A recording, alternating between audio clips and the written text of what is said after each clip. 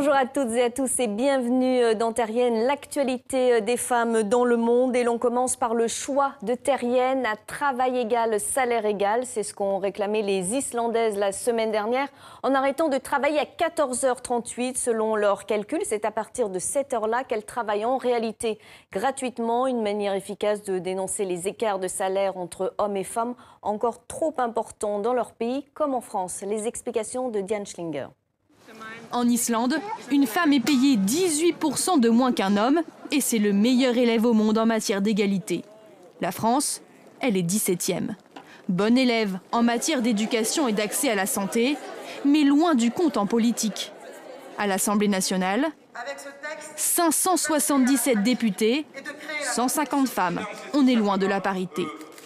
Pour les salaires, c'est encore pire. La France est dans les 10 derniers du classement. Pourtant, certaines entreprises tentent d'y remédier. Cet assureur a créé une enveloppe de 7 millions d'euros. Chaque année, on regarde très précisément quel est l'écart de salaire entre les hommes et les femmes sur un même métier, avec une même ancienneté, avec le même niveau de responsabilité. Et lorsqu'il y a un problème qui se pose, eh bien, on essaye d'apporter une solution en termes de salaire. De petits progrès. Mais à ce rythme, l'égalité homme-femme en entreprise ne sera atteinte qu'en 2186, dans 170 ans.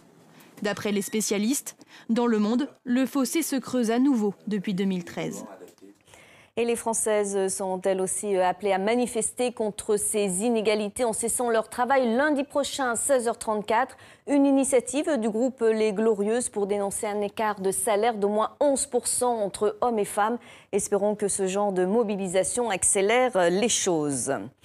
Place à présent à notre coup de griffe. Stop aux violences faites aux femmes. Une association britannique, Victim Support, a lancé le mois dernier une nouvelle campagne vidéo qui fait sensation sur Internet. Une manière très chorégraphiée de montrer le quotidien des femmes battues. Certaines attendent parfois plus de 2 ans avant de dénoncer leur bourreau.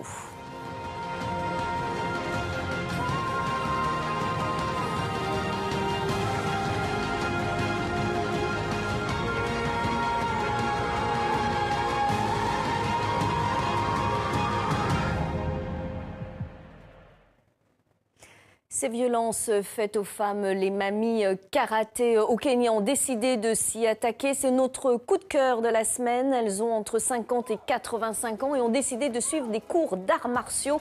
Leur but, se défendre contre d'éventuels agresseurs qui s'en prennent aussi à des femmes de leur âge dans le bidonville où elles vivent près de Nairobi. Et c'est la fin de Terrienne. Rendez-vous sur notre site internet et sur les réseaux sociaux. À très bientôt sur TV5 Monde.